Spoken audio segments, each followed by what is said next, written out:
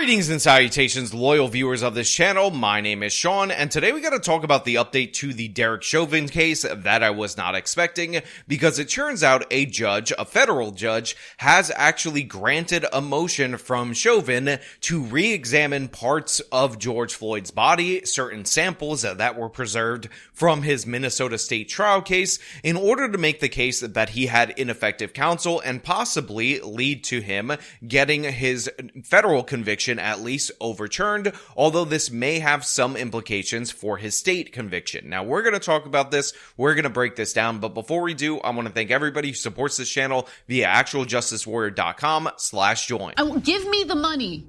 Give me the money. Okay? So it's hard to imagine that anybody is unaware of the George Floyd incident, but essentially this is what went down. In late May of 2020, Officer Derek Chauvin was filmed holding down George Floyd during the course of an arrest in which George Floyd ended up paying with a fraudulent $20 bill at a convenience store. Floyd was clearly and obviously panicked, and from the public vantage point, at least from the cell phone video, it looked like the life was being choked out of him via the knee on George Floyd's neck. Now, of course, this caused an explosion in rioting, a resurgence of the Black Lives Matter movement, and after $2 billion in damages, after major changes, not just culturally, but in a bunch of our laws, Derek Chauvin was ultimately convicted in a Minnesota court for the murder of George Floyd. He was actually convicted on all counts, but in addition to that, he also faced federal civil rights charges. Now, in the state trial,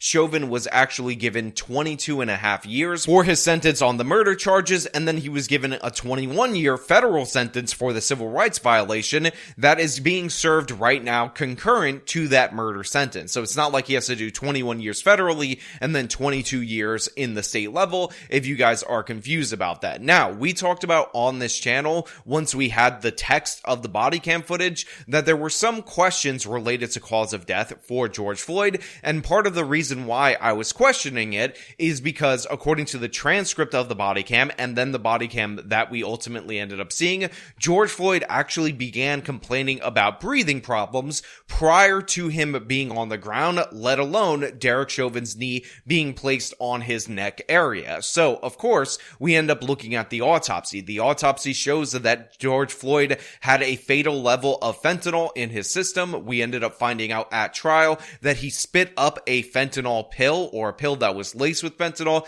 in the backseat of the squad car that he was moved through.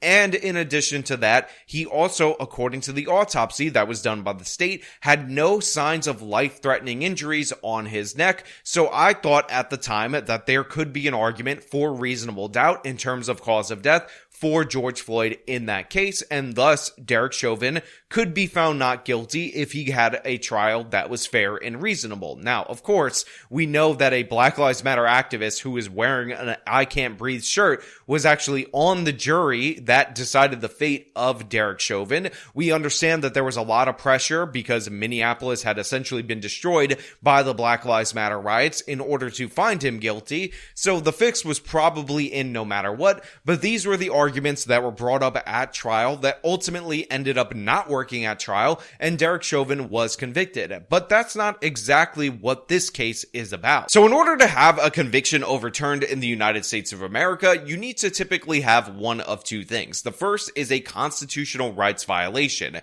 Somewhere throughout the course of your trial, your rights were violated, evidence was withheld from you by the prosecution, something of the sort that ultimately ended up leading to your trial not going fairly, and of course didn't give you a fair chance. Now, the second thing that you would need is new evidence that was not available at the time of the trial, that possibly could have changed the outcome of the trial, and this is actually a higher burden to bear than the constitutional violation. This is one of the reasons why Derek Chauvin is going with the ineffective assistance of counsel as the constitutional violation, to which they are getting the chance to re-examine some of the aspects of the case. Because essentially what Chauvin is arguing is that a doctor actually sent a theory over to his attorneys, and this was in the midst of the trial that he was already having in the state of Minnesota, and this was not disclosed to him by his attorney prior to his federal case, because again, this appeal is related to the federal case, which occurred significantly afterwards. And according to this information, there is an alternative theory of a cause of death for George Floyd that we should go over. So Chauvin was arguing that he would not have pleaded guilty in the federal case had he been aware of pathologist Dr. William Scheitzel's belief that he did not cause Floyd's death. He said that Eric Nelson, his original defense attorney, did not inform him about an email from Scheitzel where he said he did not believe Chauvin caused Floyd's death. Nelson failed to seek testing of the heart tissue samples that Scheitzel believed would show evidence of a heart condition called Takotsubo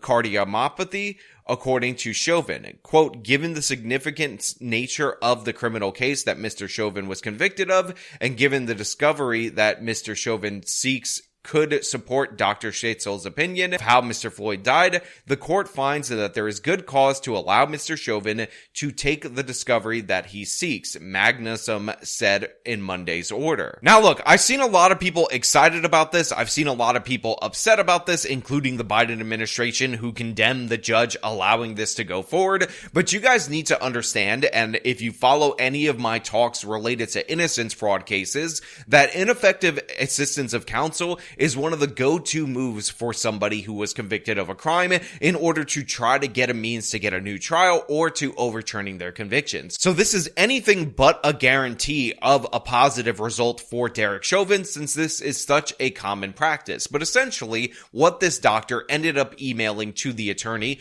during the Minnesota state trial was this theory that George Floyd had a granuloma in and around the groin area, and a granuloma essentially spits out adrenaline or something like that, and that actually was activated during this stressful situation, and that's why George Floyd was so panicked in combination with the drugs in his system, and essentially it overloaded his heart and ended up resulting in his death. It is quite a novel theory for cause of death, and the idea is that if this was presented to Derek Chauvin, he wouldn't have pled guilty, and he would have used this as a defense in his federal case, and therefore he should not be held to that federal conviction. And then of course they're going to begin the process, if this actually holds, of trying to work back and getting rid of that state level conviction. But to be clear, they already presented a similar alternate cause of death at trial in the state trial, and that did not work as a defense. So I don't know how effective this is actually going to be, because at that point in time, you could have shown anything, clear and obvious evidence of an alternative cause of death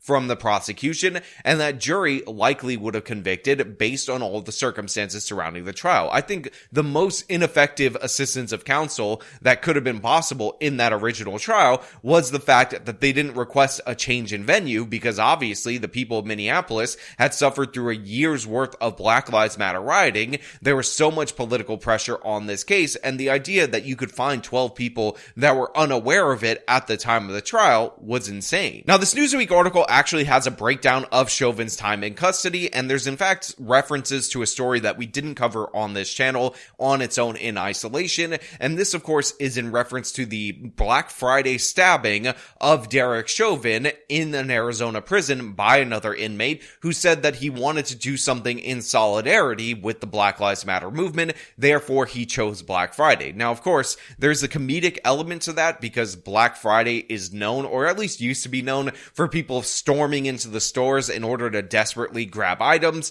and the George Floyd death is marked by crazy looting across this country, where they would do something that looks similar, except they wouldn't pay for those items. But setting that aside, obviously this man has not been taken care of in our prison system, despite the fact that he is an incredibly high-profile target. And Minnesota, the state prison that he was in prior to his federal conviction, recognized the unique threat that Chauvin had, so they actually had to keep him in isolation for 23 hours, allowing him only an hour to exercise in their only maximum security facility before eventually turning him over to the Fed. Now, if you're wondering why Derek Chauvin is going for the ineffective assistance of counsel, besides all the other reasons that I laid out for you, it is very important for you to understand that as a part of his federal plea deal, the only thing that he could appeal based off of, since he waived his other appellate rights, is ineffective assistance of counsel. So if he doesn't make it past this hurdle, there is nothing more for him to do in terms of this federal case, even if by some miracle he ends up finding the evidence that he needs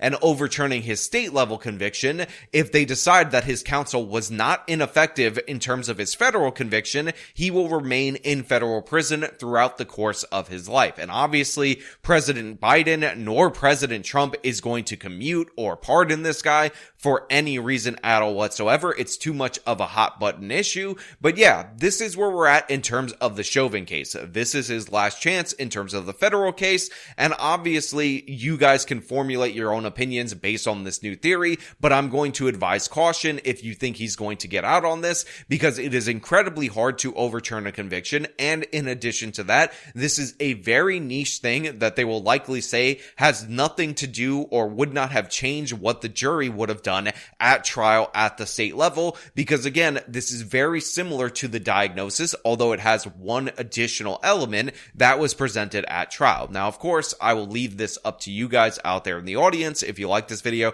show them by leaving a like, subscribe for more content, follow me on the social medias, support me via support links in the description of this video. This has been me talking about Derek Chauvin's last-ditch effort for appeal. Till next time.